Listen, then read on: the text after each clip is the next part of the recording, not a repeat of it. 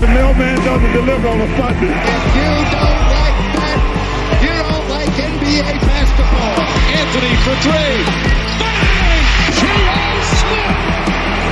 We just saw men fly. LeBron James with no regard for human life. Cleveland! This is for you! What's going on, everybody? Welcome back to another episode of Coast to Coast. I am Ronan Gaine. Joining me as always, Chris Nambu. We're a few days removed from the Nuggets winning their first ever championship. Truly dominant performance. We're going to be discussing that, where it ranks all time, and just how good the Nuggets have been and where they could go from here.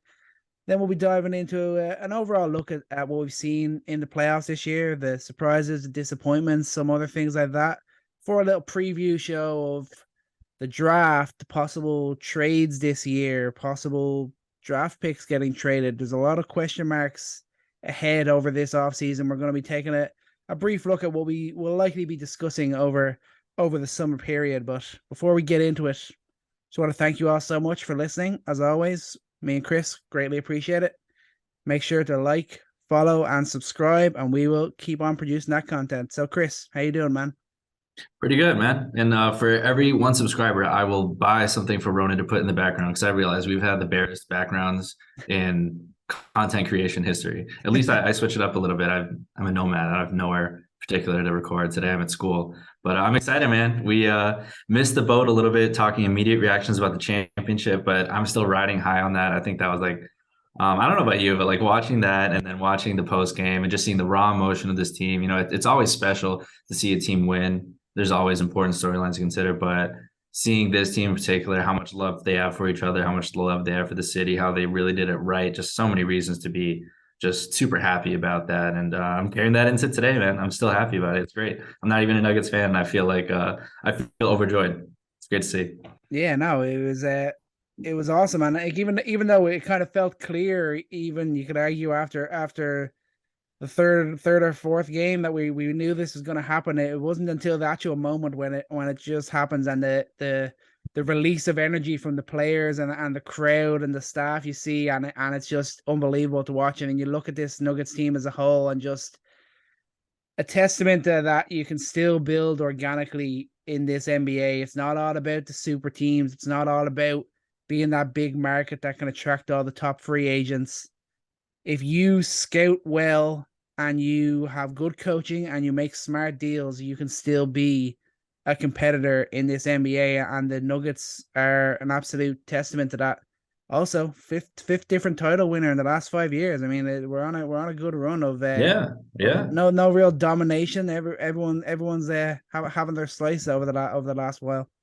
I want to say, I saw a tweet about this, that David Stern, over his over 20 years leading the NBA, that there were only 7 different championship winners, and there's already been 5 under Adam Silver, which is really, really interesting. I think the CBA is definitely an effect on that, and regardless of the head scratches we have with the amount of rules that we're going to have to go over again with the new deal going into next year, it's been great to see different teams. And yeah, great scouting, great coaching. Helps to have a 2 should have been 3-time MVP, 3-peater MVP, which technically finals MVP. That's 3 MVPs 3 years in a row. So that's something.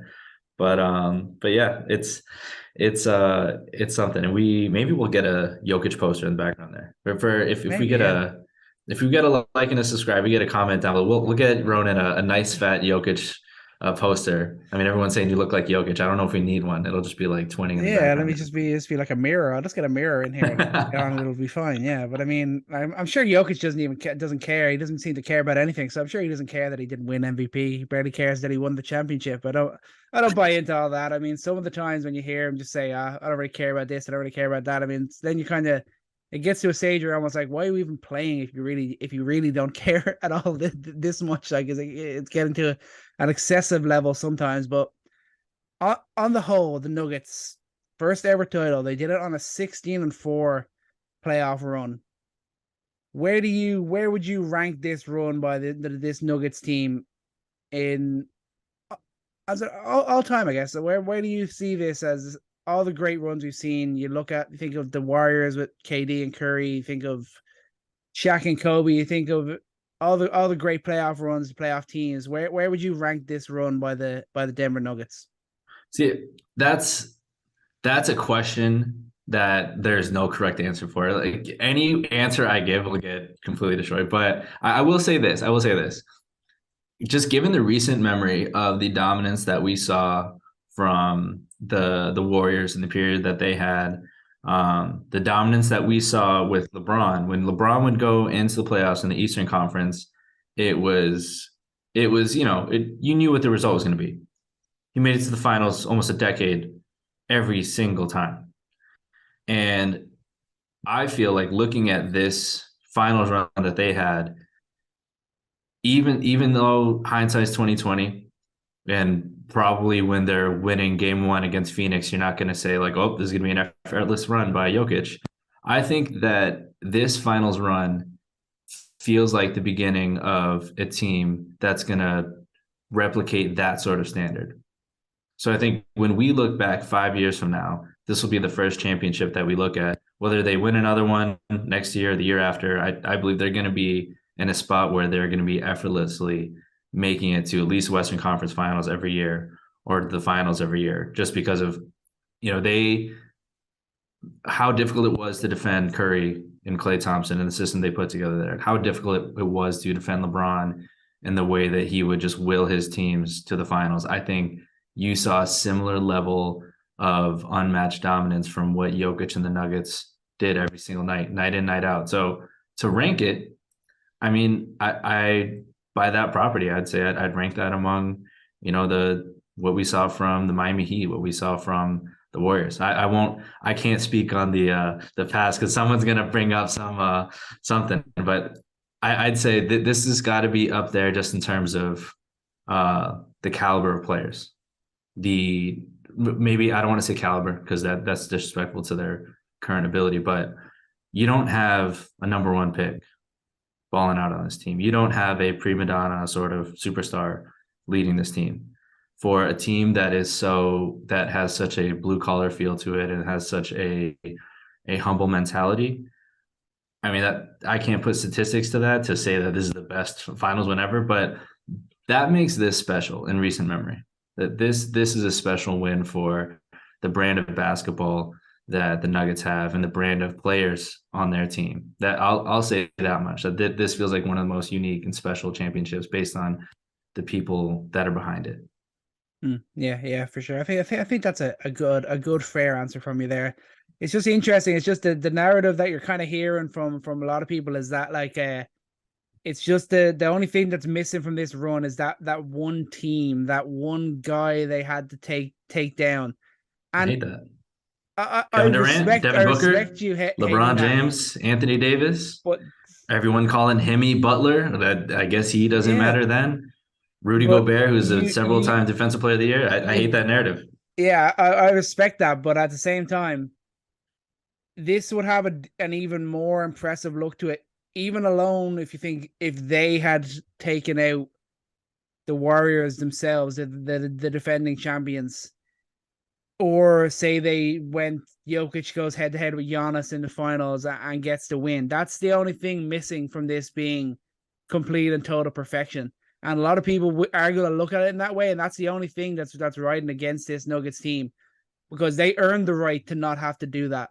They earned the right as the number 1 seed in the West to take on the teams that they took on, and for the most part, dismantle the teams that they took on. That's the biggest part. And Jokic literally went on a run we only have seen from the likes of MJ, LeBron, Shaq. Like the level of domination, the unstoppable play, it literally it was everything, and it was nonstop. So even just forgetting the team as a whole, Jokic as an individual, top 3, maybe I'll say top 5, because I'll always think there's probably the runs that LeBron went on, and I even think that Kawhi run in 2019 with Toronto may live that a little bit longer in the memory, but statistic wise and dominance wise, Jokic's playoff run second to none. Over the whole playoffs, 30 points, 13.5 rebounds, 9.5 assists, 1 steal, 1 block on 57-46 shooting splits. That's absolutely insane for a center, for the fat kid that was never going to make it, you know. And then in the finals alone, 30 points, 14 boards, 7 assists, absolute domination. The Heat had no answer to him. No team, no player had any answer to Nikola Jokic. And 67% true shooting. like that is just insanity. First ever player to lead the entire playoffs in points, rebounds, and assists. He doing that as a center, just truly exceptional. And the only way that you can ever even try and knock him on this is that they don't come back and do it again. That's gonna make things. That's gonna make, I think, everyone appreciate this run more if they come back and they're at least in the finals or the conference finals next year, or they win another championship in the next 2-3 years. Then you'll come back to this moment and really appreciate it that bit more, I think. Yeah, I think there's a lot to be said about Jokic, and I think it's awesome to see him get that attention. And I think more so than Jokic, because Jokic proved what everybody, I think most people who watch the NBA knew. He proved it for sure. And I think one question was on Murray. That was the biggest question mark. One of 3 question marks. One for me is are we going to see Jamal Murray repeat what he did in the bubble? 2, do they have the bench depth? 3, do they have the defense? And I think what's the reason why this is kind of the beginning, like you're saying, is that they proved 3 things that I think will be consistent. This isn't like a fluky kind of performance where all of a sudden in the playoffs they started doing great. I think that they've had the construct of a team that was built for this, and Murray is that guy. I mean, Murray is now, he's a championship point guard. The statement of the day, like you put his name next to Magic Johnson when you talk about the numbers that he did. 3 games in a row, 10 assists in the finals. The playmaking he did as a guy who's primarily a scorer. The guy who's primarily a tireless shooter. The guy's going to get his buckets. That guy switched up, did what was necessary, play defense, to facilitate, and to really, this is a big thing I want to get back to, is the narrative around the teams that they had to go through, the pathway that they had to this championship. It's very easy it's absurd, really. Like, did anyone say that about the Warriors, about the Heat when they're 1 seeds? That's just how it works when you're the best team in the NBA and you're the first seed. Like that, those are the seeds you face. And I think it speaks more to the Heat's greatness in this playoff run, that they were the 8th seed and that they had to go through an 8th seed. And that Heat team dismantled the Bucks and Giannis. It was supposed to be, honestly, that the Bucks or the Celtics first, the Nuggets, or maybe the Suns. That was supposed to be the matchup. Heat dismantled them. The Heat dismantle the Celtics. Sorry to skip over the Knicks, but just to talk about another true finals contender. We'll talk at some point about Josh Hart's comments about this being a success, blah blah blah. But it's neither here nor there. But this Heat team brought the Nuggets to their lowest offensive rating of the season. Like, they had to fight and they had to change their game. And that is where I will plant my flag and put my foot down and absolutely say, this team deserves to be celebrated for how they were resilient just as much as the Heat were. The Heat brought them down to a style of play we did not know them to do. And that's after outplaying the 2 greatest offensive players in their greatest moments in Devin Booker and Kevin Durant, what they were doing in Phoenix. And the fact that the Nuggets had to weather that storm. They defeated the Lakers in their playoff run, where they just defeated the Warriors.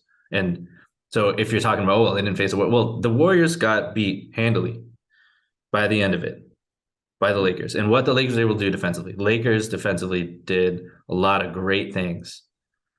And the Nuggets handled that easily. They dominated in the playoffs.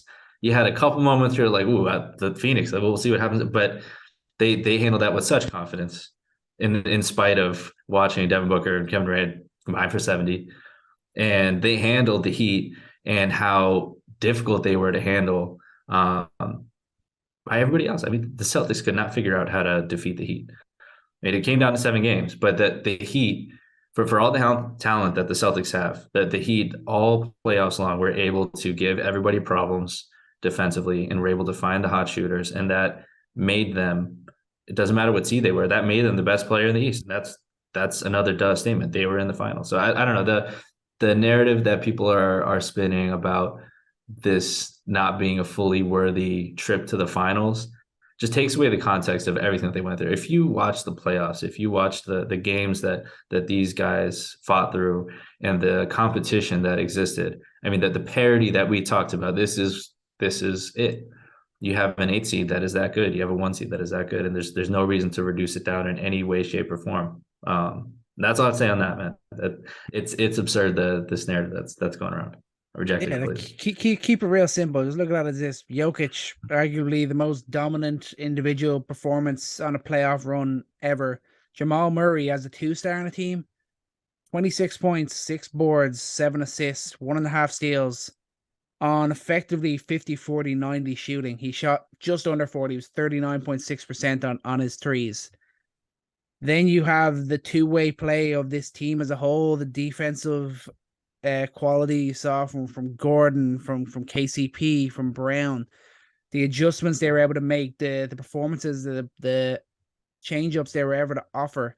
This is a great team, and this performance, this playoff run has been one of the best. I'd say it's absolutely the best we've seen, I'd say, since probably Kawhi and the Raptors. That was memorable for different reasons. They just had all those dramatic moments, and it was so impressive that Toronto went and won that first championship. This is right at that level, and the only thing that's taken away from them in any sort of way is the fact that they weren't the ones who like dismantled the Warriors, or it wasn't Jokic taking down Giannis or anything like that.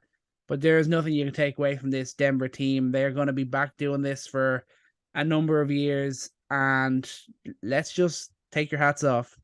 Jokic and Murray, currently the best duo in the NBA. Jokic, without doubt, the best player in the world of basketball. Come and get them, everybody else. Come and get them.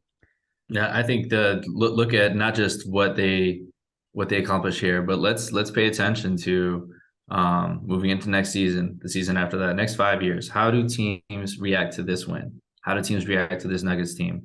Not just in terms of how our teams in the Western Conference going to revamp their rosters to defeat this Nuggets team that nobody could figure out, but also like how many more playmaking centers are we going to see out there?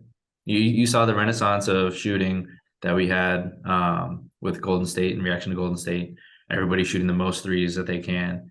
I think that this is a unique team, but look at a guy like Alperen Sengun. Does a team, whether it's the Rockets or another team, if that's not the team he ends up being on, is another team give a guy like him a chance because of what they've seen here with the Nuggets, seeing that it's possible to have a highly skilled big, highly skilled playmaker in the post to lead a team like that. I think that that'll be the true measure of greatness also for this team, is how teams will really adjust themselves to counter what they do, but also how teams kind of take notes and figure out, hey, I mean, this might be a formula for success that we can have, because there's so many different flavors of basketball, and I love that we saw a very different one this year. I think there's a certain monotony that we got into with watching the Warriors win all the time. We're watching the teams that LeBron was leading win all the time, and now we're getting something very different. I don't think we've had a team like this in quite some time. Maybe the Spurs, I mean, in some ways, but I mean, so much to an extreme level of playmaking out of the post. I mean, we have not in our lifetime seen a player like Jokic lead a team like this. And yeah, it's interesting. It's cool. It'll be cool to see how that has ripple effects in the future. Yeah, for sure. And then looking at the playoffs then as a whole, where will we go? What do you think is the biggest surprise? What was the biggest surprise to you? Will we say the biggest surprise outside of Miami? What was the biggest surprise to you in this playoffs? The biggest surprise to me outside of Miami, so if you're taking away clearly the biggest surprise, which is Miami, I think the biggest surprise was the Lakers, honestly. I think a lot of people said it. A lot of people, don't bet against LeBron, anything like that. But I think to see how the Lakers, since their late trade, I mean, they led the league in different lineups by a mile. And that was a team that did not have the continuity, that you question their health. I mean, LeBron's foot not being healthy, AD's are always questionable, D'Lo being hurt a little bit at the end there. They didn't have any of the factors besides maybe getting in a few more players to succeed in the playoffs. And what they did, I think that was a big surprise. And they're going to really be able to build on that next season. So I think Lakers fans should be hopeful with the run that they had, even though it didn't take them to the finals. Yeah, I think that's fair. I think I was actually tempted to say Denver, but I guess you can't really call the number 1 seed a surprise. But No just surprise. the fact that I didn't have the belief that they were going to do it. I absolutely underestimated them big time. I'm kind of tempted to lean towards the Knicks. I know they only won 1 series, but That's fair. to get back to winning a playoff series, it was a big step and a great first step in the first year of the Brunson-Randle duo. I think that was I didn't expect them to beat the Cavs as well. That's another thing. I expected the Cavs to be a better team than the Knicks, but the Knicks showed up and they got back on the right trail. They got back in the playoffs, then they've taken the next step of winning a playoff series. Maybe we go and see them consistently getting to the playoffs and consistently winning playoff series from here. That's how I would look at that. What about biggest disappointment? Where would you go there? Is there any other answer besides the Celtics? That has to be Celtics. I'll go on to say this. They are probably one of the biggest playoff disappointments in it, maybe the decade, because their caliber of talent and their recent track history. I mean, you've just been in a finals. You have all the talent. We've already belabored this point, but that had to be the biggest disappointment. They had to be home watching this series, watching how the Heat had very little answers for the Nuggets game inside, had very little answers for rebounding, had very little answers for what the Nuggets did as a whole. And they got to look at themselves and say, hey, we have the talent to do that.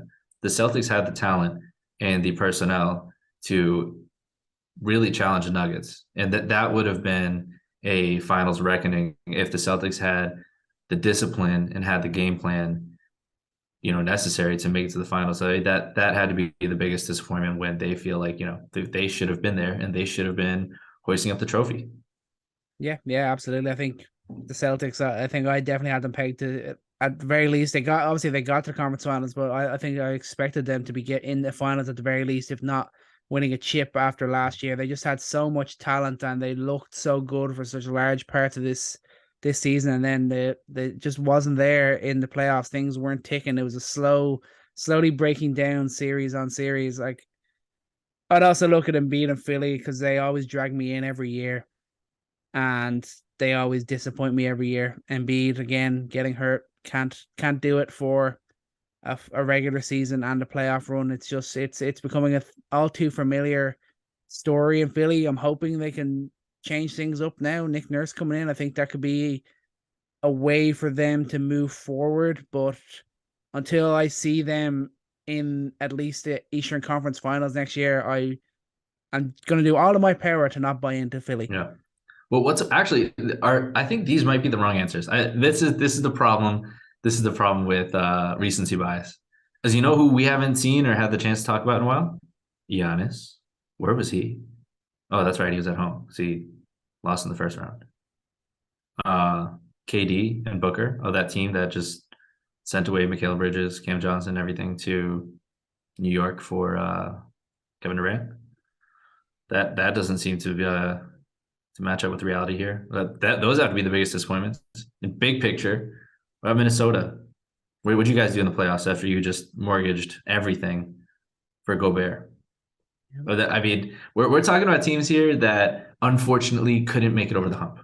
Big picture, Celtics took it to 7 games. We were almost there. They were right there. And, Embiid, the major disappointment of not being able to take care of a game at home when it mattered in the fourth quarter. That fourth quarter is going to haunt them for a while. We'll see what happens. I mean, this could have a ripple effect with, is Harden going to be there? I don't know if that's the direct correlative of whether or not that fourth quarter goes correctly, but that moment is disappointing. But in the big picture, man, there's some teams here at the bottom of the playoffs that should have been more competitive given what they had done the previous offseason or during the season to make all these moves. And those teams are going to be desperate this offseason. And I don't know if this is our transition point here, but there's teams that are going to be making some crazy moves, putting the chips all in, given not just the talent in this draft, but the type of teams that are at the top of the draft here and all the free agency movement we've heard. I mean, we've had like 3 days since the championship ended, and there's already just like, I could point out 8 different names of people who might be on the move. I mean, things are moving really quick. Yeah, it never stops. You always think, oh, we're getting into the off season now. We'll have a little break, but no, the draft itself is only 1 week away.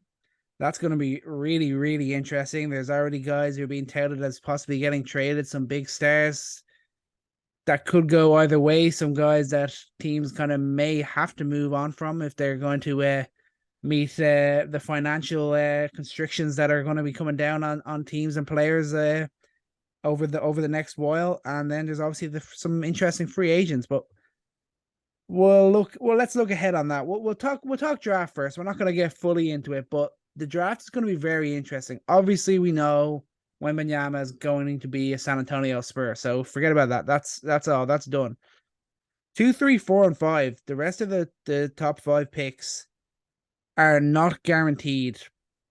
I think the 2 and 3 spot in terms of selections could easily be, but Miller or Henderson could go either way. But it's the teams that have the picks could absolutely make moves with them. The Hornets, the Trailblazers, the Houston Rockets, the Detroit Pistons. You look, the Pistons are just after getting Monty Williams in. Are they really going to go and draft another guy and have another year of building up another young player? Or are they going to say, I think we've got enough of a young core now. Maybe we look to trade this pick to get some veteran talent in. Same thing with Houston. You could argue that maybe the Hornets are looking at a possible trade. Would be a bit ambitious for them, but when you see the rumors that potentially New Orleans could be willing to trade Zion for a top 2, top 3 pick, maybe that opens their eyes a bit. People who cover the Pelicans, I'll just address that real quick. People who cover the Pelicans are convinced that that's not surprising, that that's not like out of the realms of reality. So I think that's how I really try to get a good pulse on these trade ideas and these quote unquote rumors. Is, just follow the people who follow that team every day, who are in those locker rooms, who talk to the executives, blah blah blah, and it's crickets. And those people will have said, like, if you've been paying attention, like, it's not surprising. So that is not nothing. Double negative of the day. But really what's interesting is, these 3 teams here that you mentioned, there's reasons for them to not stay in this draft, to either trade down for current talent, or just it doesn't match up. And I think, you just take best player available. That's always what you have to do. It's pretty over and over again. This isn't 2K. So Victor Wembanyama is going 1. When we look at the Hornets, let's talk about them first. Their situation is interesting because they have their point guard of the future, for sure, who is then unarguably the second best player in the draft. I think 80% of scouts would tell you Scoot. There's a growing contingent that really believes in Brandon Miller, and I think this is the disservice that you have with the NCAA championship is you either get a player that goes absolutely crazy and just completely overplays his stock, and he's not that good, but he just had a hot run, and then he gets drafted 5-10 places ahead, and then it's like, wait, this guy's actually not that great. Or you have the complete opposite, and Brandon Miller shoots like 5% from the field, chokes, his team doesn't make it, and then people have a sour taste in their mouth. The scouts are smart on that, teams are smart on that, but you can't help but like see a moment like that and be like, all right, I'm not so sure. But is that the next best player? Is there any idea for him to maybe move down? Because Scoot Henderson, the teams are really, really gearing up, and I imagine teams like the Bulls that are in the middle have a golden opportunity with these 3 teams here, with Charlotte, with Portland, with the Rockets. When in the last time, can you remember a time when any of those top five, when 2 out of the top 5, let alone 3 teams are willing to draft out, and it's a good draft. I cannot remember. I cannot remember in a decade. I don't think that there's been a better opportunity for middling teams to switch up and rebuild than it is right now. And that's the overarching point. Like, there's so many moving pieces that we could cover. We could spend 2 hours right now talking about all the different reports and rumors of whether or not Hornets are going to move off the pick, whether or not Dame is staying and they're going to trade number 3, and Rockets too. That they're an interesting bunch. But just sticking with the Hornets here, I think. Do you think they should take Brandon Miller? Is that your hunch? Purely based off the fact that it always seems to fail when teams try to build around an elite backcourt in the NBA. I know that's such a generic thing, and it comes down to the players and the coaching, but that'd be my feeling. If Brandon Miller is the guy that he has shown himself to be on the run he went down in the NCAA championship, and is at that level of a two-way wing. Obviously, he has shown struggles defensively. He's just not not going to be known as a defensive player, but he's also not really someone that an offense is going to target. At least that's how it looks.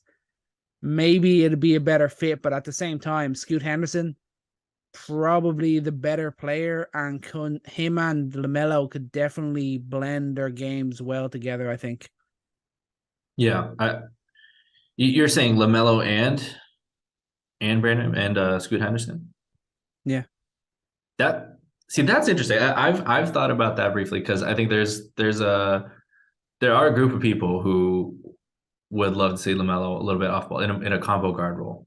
I mean, being kind of a Lonzo Ball-esque type of player. And I think so.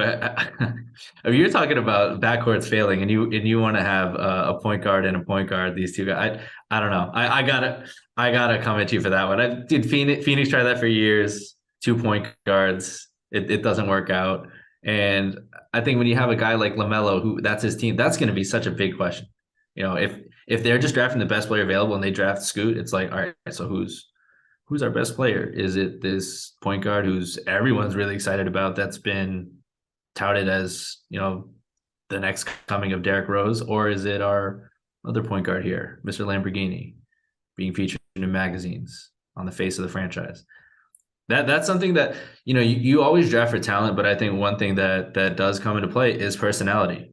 LaMelo Ball is a personality. Not to say it's a problem or anything like that, but that's your point guard. So the questions you raise into that locker room when you draft a 19-year-old, 21.1 per game scorer, electric, future all-NBA product type guy are going to be inevitable. Those questions will be inevitable. That's a tough situation you're in. I think this team believes in LaMelo, though.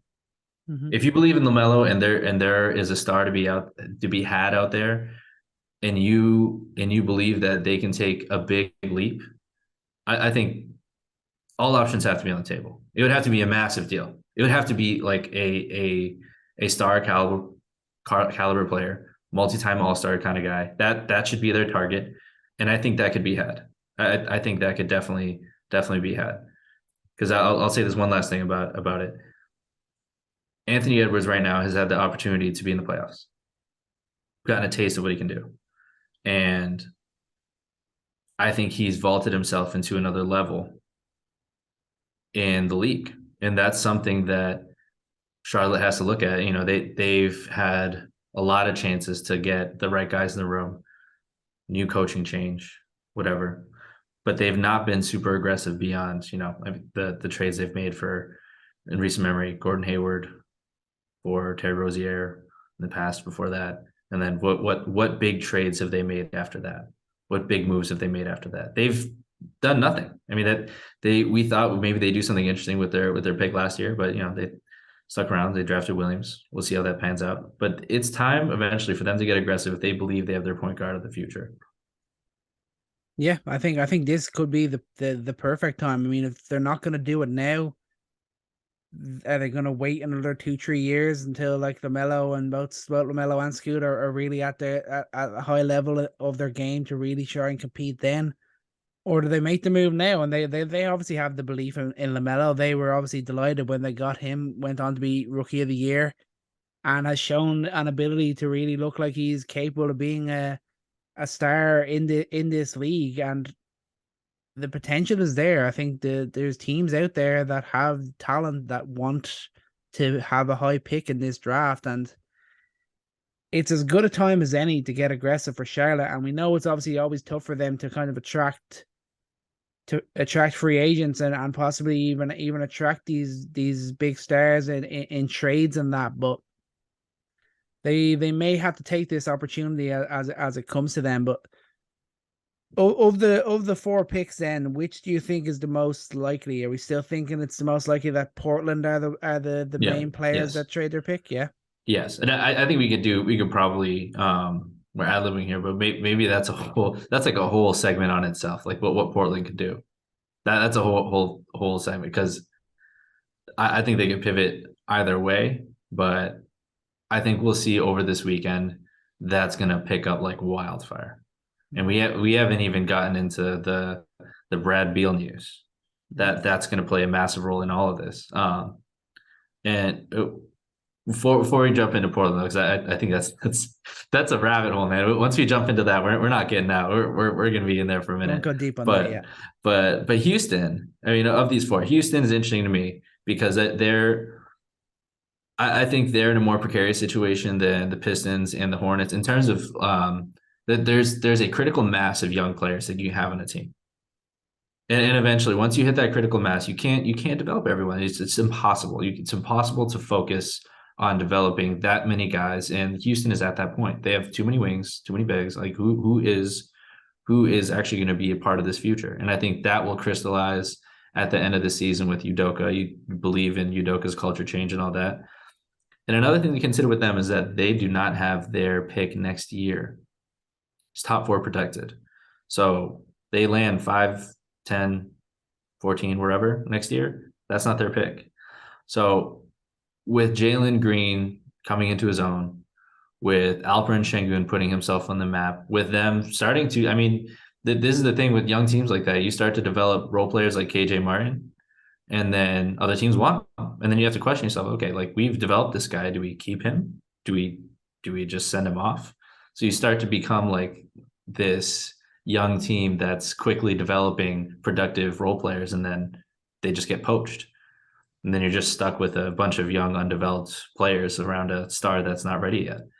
I think they should definitely be one of those teams that considers leveling up this season. I mean, they got a new coach, and like I said, they have too many young guys, and there are plenty of, I think, willing teams to get into the mix here, depending on who's still there. I mean, Cam Whitmore, that guy's really rising up the standings. Amen Thompson, that has to be one of the most exciting wing athletes we've seen come into this league. And you know, I mean, he rivals Anthony Edwards type athleticism. That guy.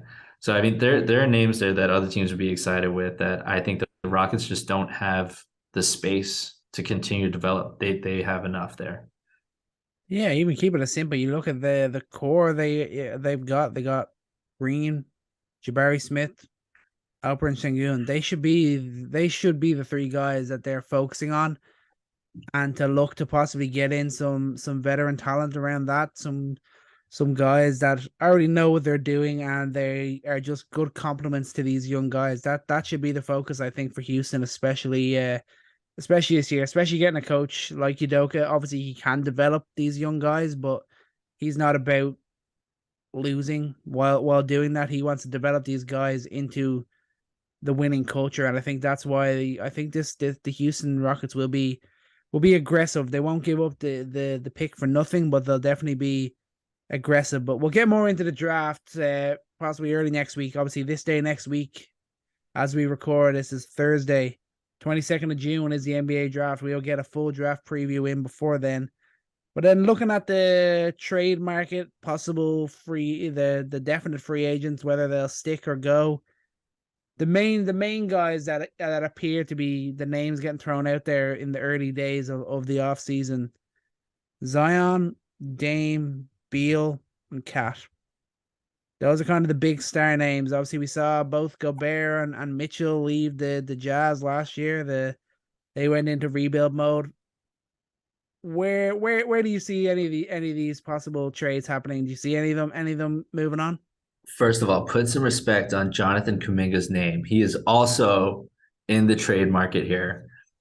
Okay. All right. That's the big ticket here. Who cares about Karl Anthony Towns? All I have to say about him is his dumbass comment. When I retire, I'll be known as someone who changed the game. Yeah, when you retire, you'll be known as a guy who convinced the whole league that maybe having a 7-foot shooter is not the way to build a team. That's all I'll say on that. Where he goes, I think he's likely to be moved. I believe that.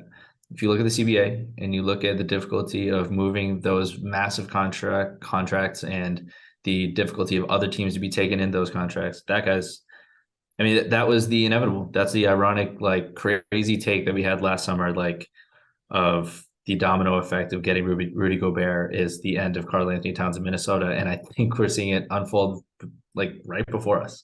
I honestly find it hard to picture where he works best. People talk Atlanta. That I don't understand how defensively that works. People talk Houston Rockets. I don't understand why that would work next to Jalen Green and for Udoka in terms of defense. Like, it's very, maybe the Raptors. I mean, I'm just literally throwing teams out there that maybe could work around that, but it would be very hard for a team to adjust him, as we've clearly seen. So it'll be difficult, but I think they'll get it done. I don't know. Do you have a team you have in mind? There's none specifically, because it is such a tough fit. I mean, he like, it's so weird to say because he is so talented, but I mean, it is tough to see what teams are going to be willing to give up. What are the T-Wolves expecting to get for a guy like him? I think those estimations could be quite far apart between the teams possibly looking for a trade and what the Timberwolves will be expecting to get for Cat. But I mean, I've seen enough from I've always believed in Anthony Edwards. I think this is a time where the T-Wolves just go, okay, Anthony Edwards is our guy. He's our franchise guy. Let's go out and do what we can to build the best possible roster around him, and forget about having the big three, both Gobert, Towns, and forget about having this transcendent big man scorer in Karl Anthony Towns. Ant is the guy that's going to get them closer to being playoff contenders, championship contenders. He can do that without Cat. Cat will never be the guy to lead this T-Wolves team, and I think it's time they moved on from him. Yeah, I'm with that. I think, unfortunately, the reality is there will be a lot of addition by subtraction, which is not to say that Cat is not one of the most talented players in the league. Absolutely is. Offensively, just what he does is amazing. But taking him out of the equation and allowing them to run a more fluid defensive scheme and allow them to have more continuity and style of play, and just for them to center around Ant, I'm 100% in on that. What about Beal? Where do we start with Beal, man? Like, first of all, the all the reports and all the analysis on this makes complete sense that it's going to be a tough trade. Mm-hmm. First of all, there's a no trade clause, so ultimately he is really in the driver's seat here. And players being in the driver's seat of a trade situation, yeah, that goes well every single time, right? That always goes in favor of every party involved. I see a couple names that I first of all want to just go tear my hair out. Celtics fans, really? It's not all of you. It's not all of you. It's probably a minority of you, but that minority, it's a loud minority. Why do we keep pushing the Beal bandwagon? Because Jason Tatum and Bradley Beal are friends. Can we let go of that? We just let's actually look at that real quick. Bradley Beal, what does he bring to the table? Definitely more playmaking than Jaylen Brown, for sure. Absolutely. Better 3-point shooter? No. Better rebounder? No. Better defender? Absolutely not. Worst contract? By a trillion miles. It would not even begin to pan out as a trade that makes sense when you inevitably would have to get rid of Jaylen Brown. Let's just Can we just take that off the table? Can we nip that in the bud? Okay, great. Awesome. What about your Knicks? That's my favorite one so far. Interesting. What I was looking at, I was thinking it's a more realistic option for the scoring that Miami need to add. That's how I looked at it. That's what they need, but Yeah, do whether they can really get want to it. give it to them? Yeah, that's the other side of it. But yeah, the Knicks would be an interesting one. I wonder how, like, will they be able to spread enough? Would he, Brunson, and Randall all work together? I don't know. It'd be We've seen it work. We've seen it work with John Wall. We've seen him have his best career year with Russell Westbrook pounding the ball into the hardwood. And ultimately, all that say, we've seen him be successful with high usage guards as an off-ball threat and a secondary playmaker. And we've seen, I can't lie. I don't know if the question is Julius Randle. Have we seen Julius Randle? This would spell the end for RJ Barrett. It would. Truly would. He would become the fourth option, fifth option, and maybe that's the reason not to do you'd it. almost have to include him in the deal. You might, yeah, like, I mean, you may as well. You're kind of then relying on him to be like almost like a KCP type of player then, and I don't know if he's going to ever get to that level of defense. Is he going to be able to accept that sort of position? I don't think so. So I mean, I think now you're talking crazy. Now you're talking crazy, because then you start to think about what else could Washington do? I mean, they have role players. I mean, that's one thing I want to talk about in the future, like what teams have depth that they can send out. And the Knicks, I mean, Denny Avdia, that would be great guy. You saw what he's done defensively in this league. What the Knicks could have used from him. I'm not saying you should trade RJ Barrett. I'm not at all. But if you start to dangle that name, I don't think they need to trade RJ in order to get Beal, by the way. No, I don't think so. I don't think so. I just think it would probably be best for RJ in that situation. I think we'd really see him fade as a player if they were to make that move. But that's not a reason to say they shouldn't do it. I mean, if Beal's capable of getting back to the levels we've seen at him, he's still 29 years old. He's still definitely got years of production ahead. And when he's not, he kind of would and wouldn't be the main lead guy carrying the team. He kind of would be in situations, but it wouldn't be all about him. I think that's a good fit for him. I think New York would be a good fit. But I wouldn't be 100% sold on them making the move at this time anyway. Yeah, I like it more than the Heat. I like it more than the Heat. I don't know if that ends up being the move, because I think it does match up with what he's said. I mean, people really have to read tea leaves to figure it out, because Beal has always toed the line of wanting to be there. So this is the first time it's really been clearly about him leaving. But I mean, the money would work. I mean, the Heat could have him. I mean, the Heat could run out there with Jimmy Butler and Beal. But man, the money for both those teams, that's going to be crippling. We're really going to see the crackdown on what teams are able to do with these massive contracts on their roster. It's going to be tough. So can we talk about Kuminga? That's what I spend most time on. I mean, that's the most important. We've been through. We talked enough on Dame last week. So this is the biggest star on the move. He's more of a low key one. We won't get into the Zion. I think Zion's probably unrealistic, but possible. I don't think, yeah. But possible at the same time, which is interesting. So keep an eye on that one. And then before we get into free agents, then we'll take a quick. Want to have a quick word on Kuminga?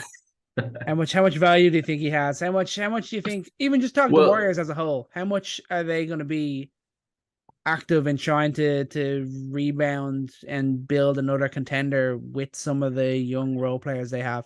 Well, what they've said specifically is they want to turn him into a high first-round pick. So let's call that a top 10 pick. So who are teams in the top 10 who might be interested? And let's just talk about what Kuminga brings to the table for these teams. I think Kuminga is untapped talent. I mean, rebounder, shown tremendous energy. Defender, massive strides. I mean, I think he's really proved that he's ready to take it to the next level of being a great switchable defender. He's not that smart in really complicated defensive schemes, but he's improved and he's shown strides there. Playmaker, no. Off-ball shooter, some strides. I mean, there's still potential there. Like, this is a guy who could be a very good third option. And the Mavs have been shopping their 10th pick. Is this the best that you can get in terms of right now talent? No. But I think the most precarious situation the Mavs are in right now is realizing that they're out of moves. They're out of picks. They're going to be owing picks in the future, and they need to find young talent that helps them now. And I think Kuminga next to Luka, the cutting that Kuminga has shown with the Warriors has been awesome. His activity in the open court has been awesome. Having him and Josh Green next to Luka Doncic, those two guys, two highly athletic, switchable defenders, great rebounders, willing to run the open floor. I mean, that's something I think the Mavs can get behind. I mean, those options at 10 are not going to be win now options. They're just not. And then I think about the Pacers. I mean, the Pacers, we talked about extensively how impressive they looked the first half of the season, how they really looked like they just needed a wing. They needed that guy off-ball threat, someone who's going to put pressure on the rim, who's going to defend at a high level. You know, maybe that's that guy too. I think they're also a team that has some young talent there that they're ready to accelerate their timeline. And Kuminga's a guy who I think both these teams could maybe argue accelerates their timeline and doesn't bring them back. They don't have to wait a couple of years from some rookie to figure things out. I think Kuminga, depending on where scouts believe him to be, I believe that he could arguably be ready to take a new step in a new role, a new environment, that sort of thing.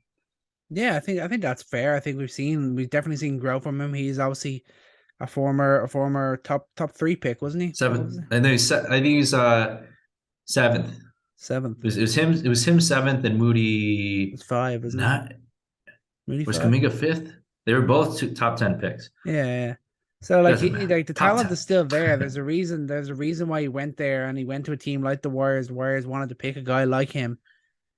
And so the talent's definitely there, and you've seen the ability to make strides, and you see him maybe flourishing in a situation where he's just able to, the pressure's just off that little bit more. Not to say that he can just go and do whatever he wants, not like that at all, but the pressure's not as heated as it is in the being part of the Golden State Warriors, playing alongside Steph Curry, etc. Like, this guy, he's not going to get pulled off the court for missing a rotation. Yeah, exactly. So stuff like that. And I think that's why it could be interesting. I think the Mavs got to be aggressive with their pick. I think they have no other option really. They can't. I don't really think they can afford to make this pick themselves. I think they need to make a trade. They need to try and do something. But obviously, talking Mavs, let's move into the free agents. Kyrie Irving. Does he stay? Does he stay in Dallas, do you think? I have no idea, dude. Who knows? Does anyone have any idea? I have no clue. Okay, fine. I'll put it to you like this. No idea. Should Dallas keep him? They have to, because of buyer's remorse, because of sunk cost fallacy that everyone suffers from. You have to, like, you made a big decision as a GM, as an owner. You have to own that. You can't give up. It's not even been a year. It's been what was it? 10 games? 17 games? I can't. It was not 20. It was less than 20. Let's say that. Easy enough. Less than 20 games. You can't give up on that now. That this has to be marketed as an unfinished product. There's no way they can turn back from that, from the Mavs side of things. Kyrie's side of things. I don't know. I don't know how to read tea leaves. I don't know how to read like bone bowls or whatever those things are. But that by the way was not meant to be derogatory at all. I was mostly being serious. But I don't know. He has just already made comments about the Lakers. I mean, now people are floating things about the Phoenix Suns. I clearly have a lack of understanding of how financially things work in this world in the NBA if that happens. But I have no idea from his side of things, man. The problem is there's always a way to make the money work. Every way that it seems impossible, unfathomable, there always seems to be a way. 3 Superman. Like, there always seems to be a way. the new the entire state of Arizona would have to like increase their taxes by like 10% to fund that. There's no way. No There's no bother. way. I'm sure they'd all be willing to do it just for Mr. Irving. Yeah, everything's gone right when Kyrie Irving plays with Kevin Durant. That has produced the results that they're looking for, and the culture too. I'm sure swapping out the culture that you built with Chris Paul for all the culture that Kyrie Irving has built. Yeah, right. good call. I still believe that Irving can have a positive impact on a team. I don't completely go off the walls on him. Whether it can flourish, maybe a bit more time, a bit more planning alongside Doncic, possibly. Maybe they find some way to get more defense in there. Maybe there's something more that we can see there. I was excited about it before. I think I'd like to see it given another shot. I'd like to see them start the season together. If we're getting towards a trade deadline, it's still nothing's really clicking there. Then maybe they make the move then. But James Harden's another one. You think he stays in Philly? You think that feels like a sign and trade waiting to happen? I think Nick Nurse would be very interested in possibly moving off him and adding his old boy Fred VanVleet. That would be hilarious. I didn't even think about that. I've been so focused on thinking about Freddie over there in Houston. I love that. I did not even think about that. I would just to comment on that specifically. I don't think so. I don't think Fred would want to play with Nick Nurse. Not anything personal, but I think Fred has made it clear that his time this season was really tough because of the switch and play that took him away from the ball a bit. His big breakout season didn't happen again because of how Nick Nurse wanted to play. Maybe that'll be different in Philly for sure. And that's a possibility. But I think if James Harden cares about winning, he's staying in Philly. That's all I'll say. I mean, and he says he cares about winning. And you take him at face value for everything he says. So since I'm in it with you and you're in it with him, then you know what? Since James Harden believes in winning, he's going to stay in Philly. Okay. How about that? Yeah, I will take him at his word. That's fair. Let's not try and question him for once. Then what about Fred VanVleet? Where would you like to see him? Where would you like to see him land? I said it, man. I mean, I think Houston has $66 million in empty cap, and they could do a lot with that.